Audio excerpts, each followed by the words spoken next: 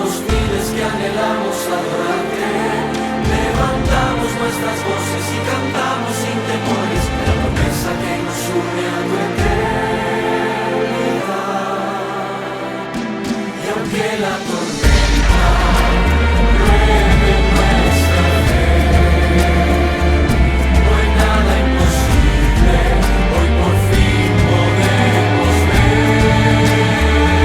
Y aunque la tormenta ruede nuestra fe, no hay nada imposible, hoy sentimos tu poder. Juntos en la adversidad, nada nos derrotará. Tu espíritu nos guiará a encontrar la libertad. Juntos en la adversidad, nada nos derrotará. Somos luz en la oscuridad, nuestro fuego ardiendo está. Somos la promesa que un día anunciaste, la viva esperanza, el verbo hecho carne.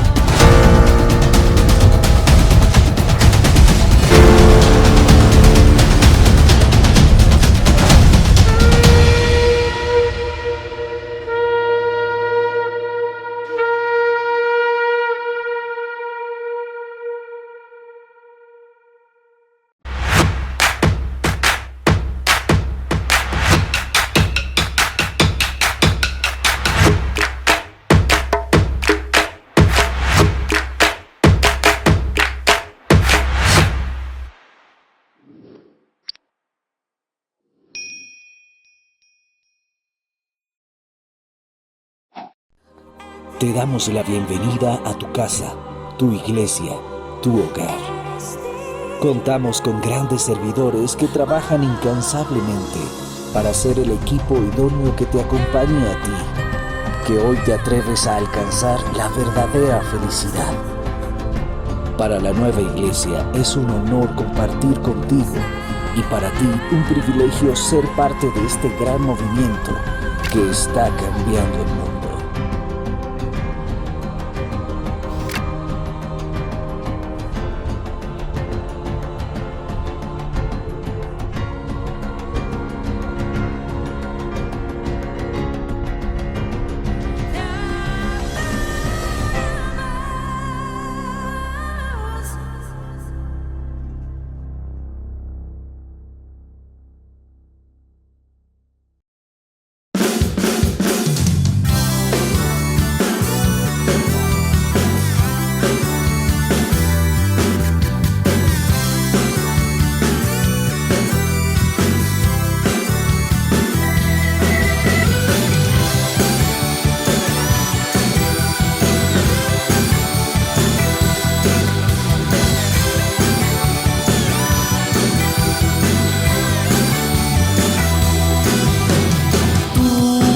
Sanaste mi herida, trajiste a mi vida el perdón. Tú, la paz de mi alma, me has dado todo tu amor. Ya no hay soledad, ya no hay tristeza en mí, ya no hay enfermedad, ya no hay pobreza en mí. Creo en ti, Señor.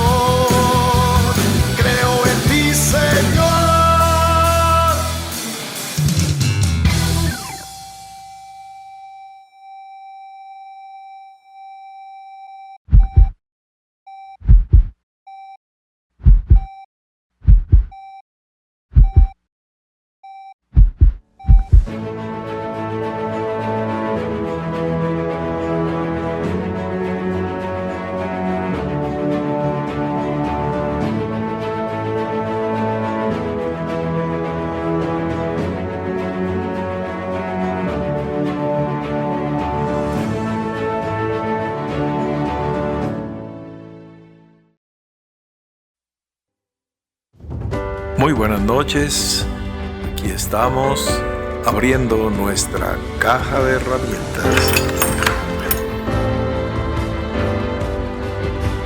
en donde encontrarás todos los elementos para restaurar o construir tu proyecto de vida y el de tu familia o el de cualquier persona que ames.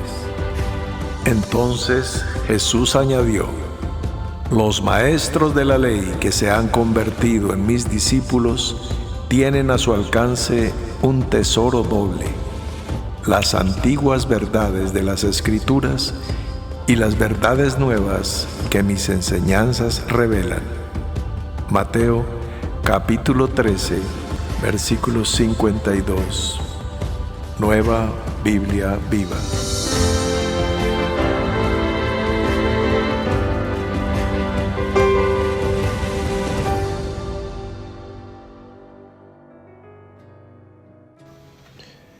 Muy bien, aquí estamos para iniciar una pequeña serie de 5 días en las cuales vamos a profundizar, ampliar, repasar, enseñar, contestar inquietudes que seguramente existen sobre esta temática fundamental que es el tiempo.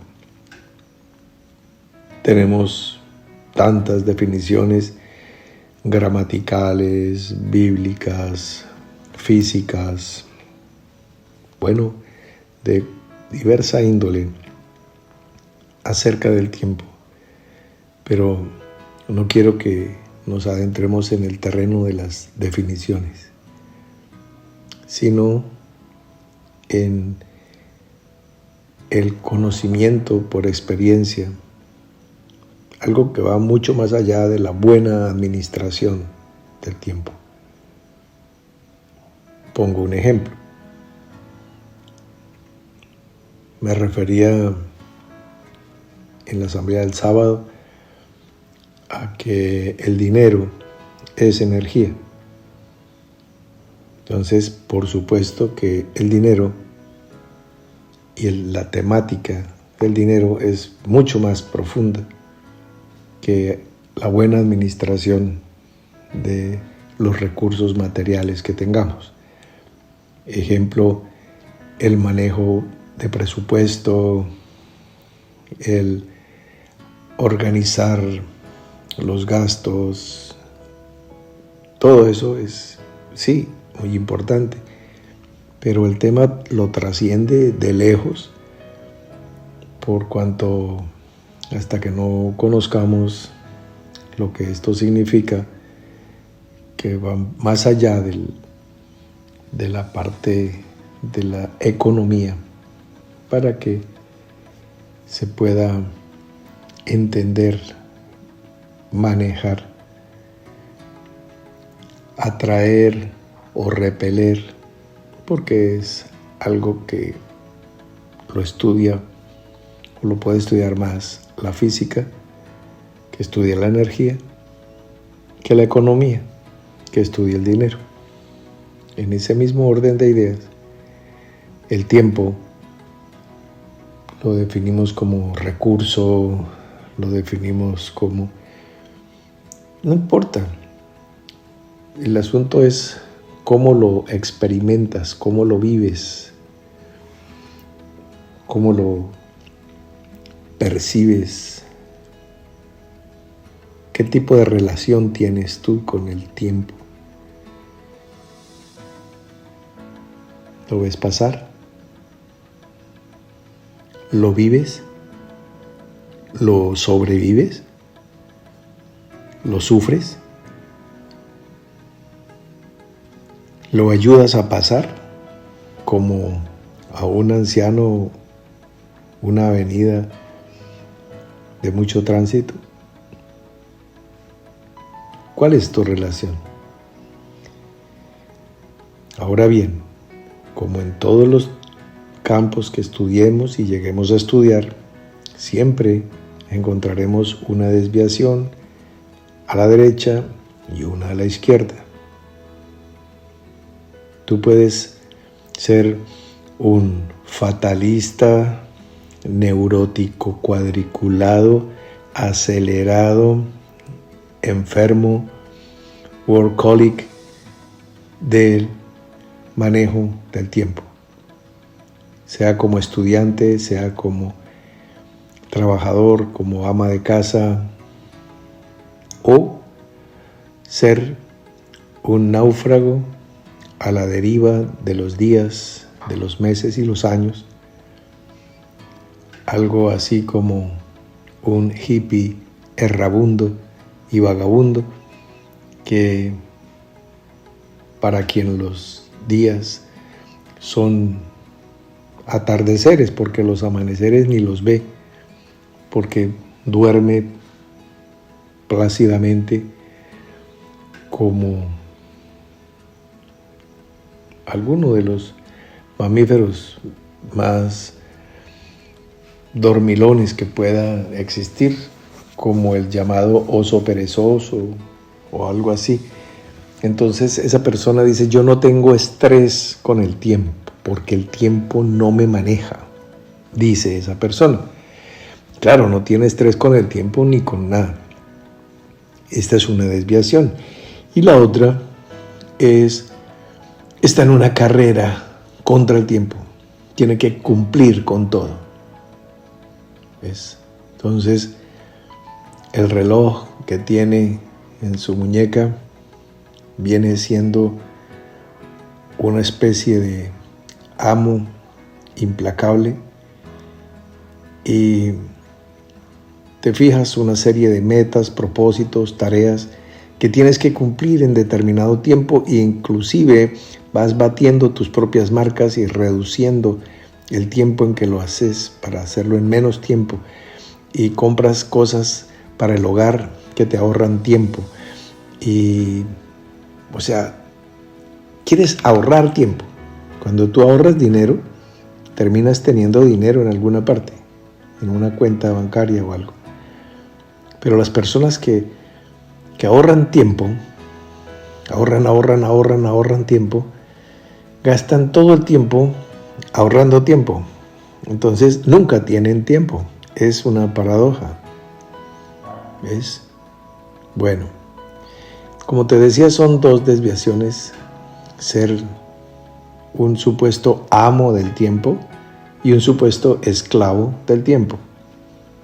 El amo del tiempo es realmente una persona que está ignorando la riqueza que tiene cada día, lo que significa el fluir de 24 horas en un día.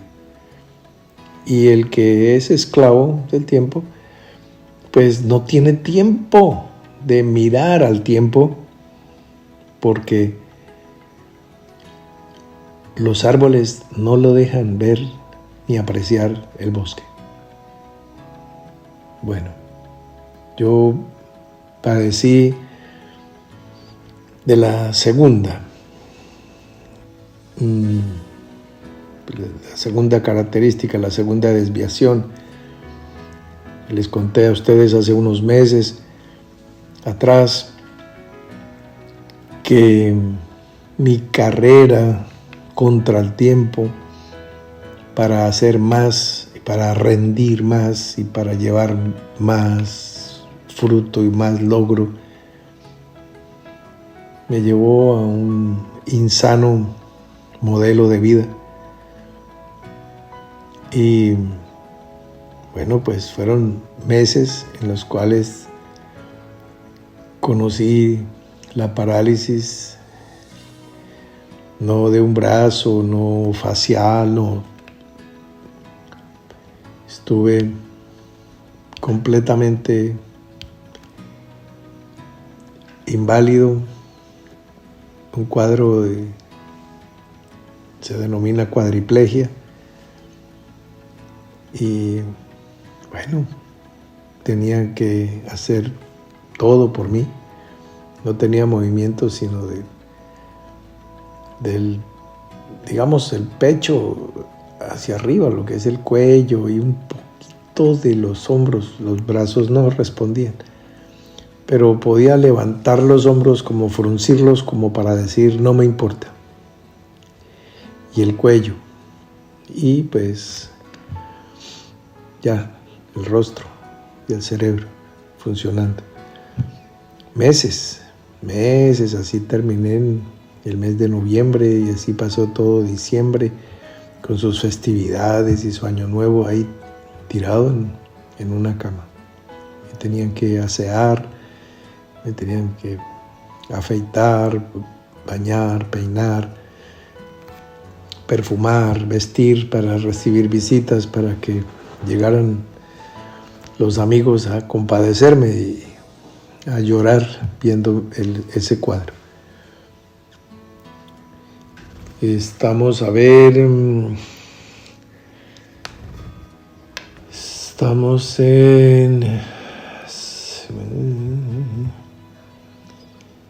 tengo 35 años de edad en ese momento y estoy experimentando eso, parálisis total, un pésimo manejo de mi relación con el tiempo. Entonces ya había tenido compañeros en el colegio, en la universidad, a ritmo de rock y de marihuana, vivían la vida en otro voltaje, tan relajadamente que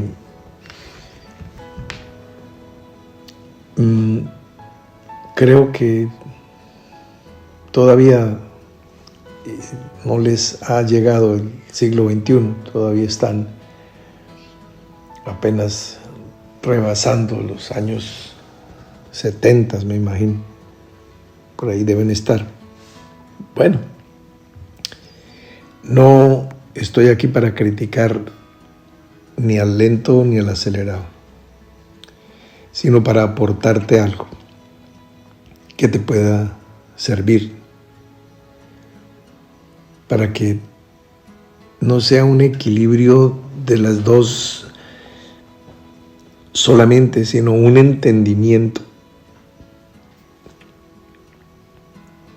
de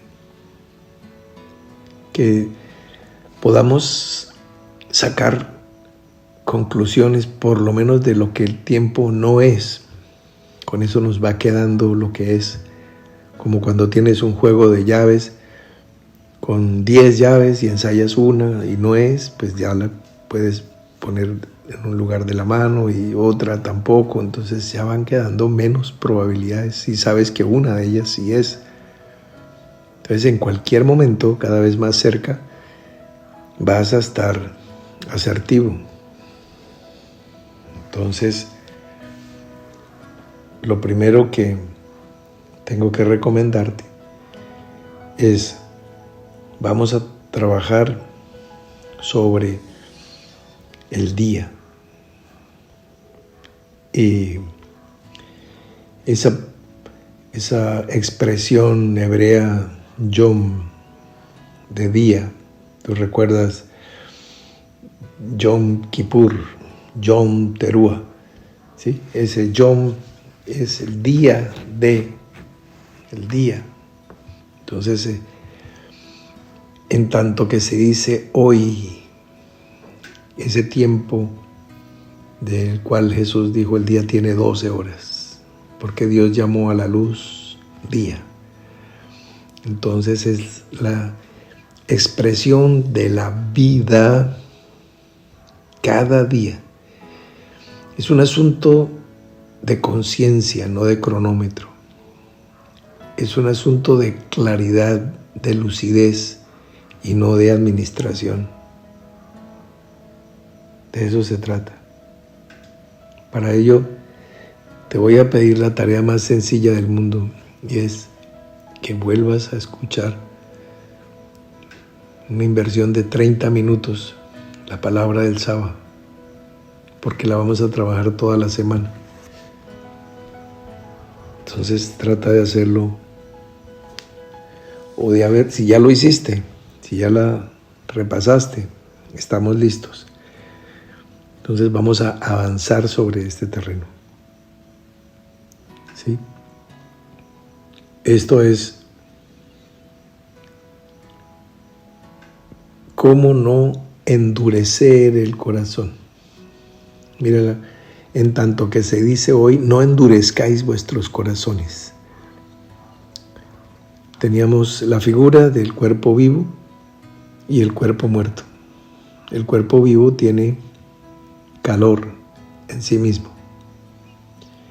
Las personas creen que en los climas fríos o en los páramos o en los climas gélidos o en los nevados se necesita tener ropa que te caliente. Bueno, eso es una ilusión. Ninguna ropa te va a calentar. Ni las mantas, ni las frazadas, ni las cobijas, no. Lo que produce calor es tu cuerpo cuando está vivo. Está allí con sus 37 grados de temperatura. Si estás cubierto con un velo, pues el calor sale y se va hacia la naturaleza. El calor es ascendente y va hacia arriba. Y va hacia los lugares altos. De ahí se va el calor. Pero si tú te cubres con ropa que se llama térmica, del griego termos, temperatura, calor, entonces cubres tu cuerpo y el calor sale, pero no encuentra salida y queda ahí.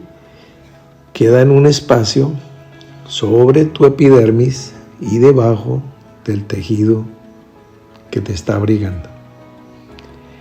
Eso es el gran misterio de la ropa abrigada. Dice, ay, esta chaquetica que es calientica. No es chaqueticas calienticas.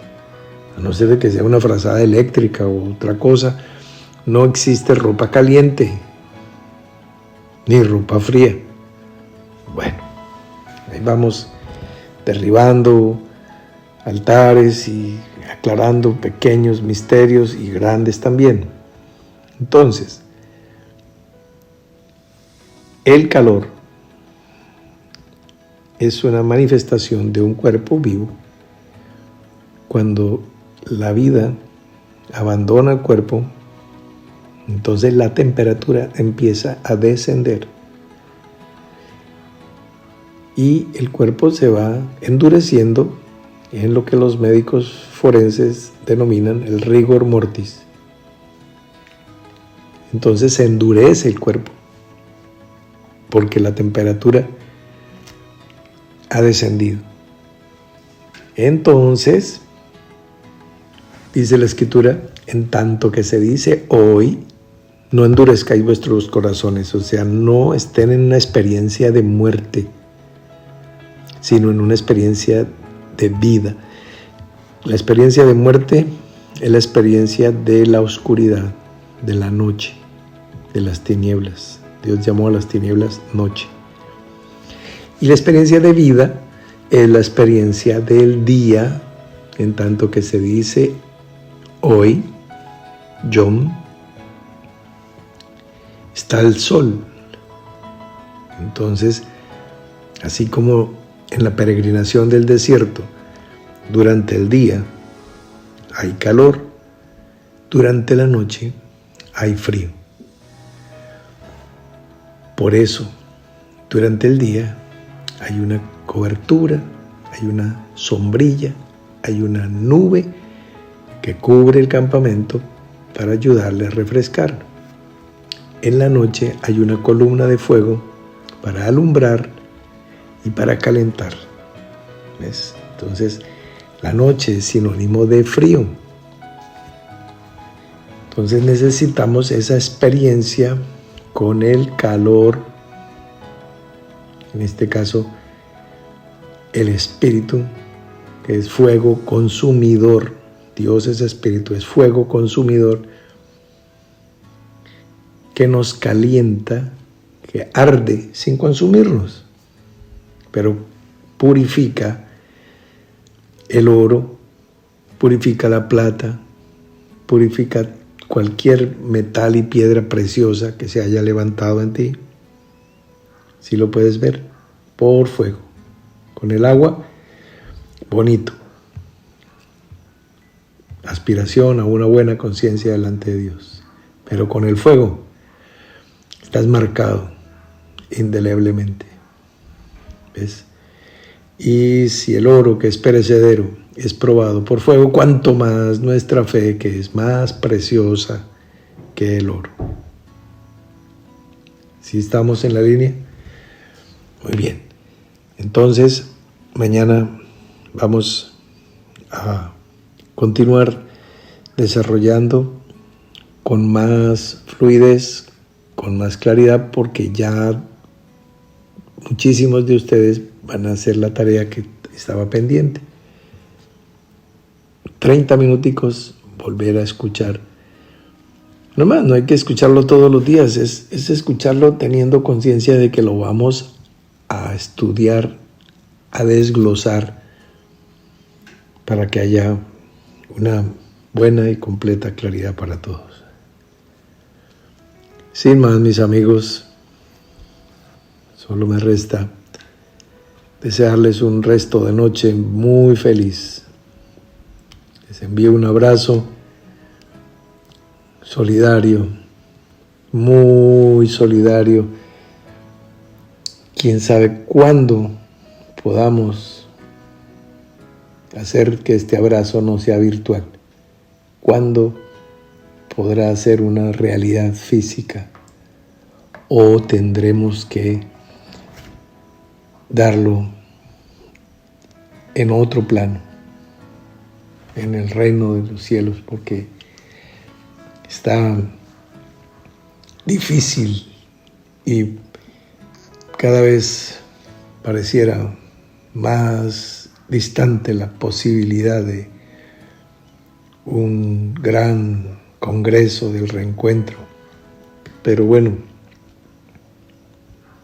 nosotros no somos de los que retroceden en nada, y mucho menos en nuestra fe. Y seguimos creyendo que para el que cree, todo le es posible. Entonces, armados con esos pensamientos, nos vamos a descansar. Buena noche para todos, un abrazo. Descansen bien. Nos vemos mañana en el devocional y por la noche seguimos estudiando. Hagan la tarea. Hasta mañana.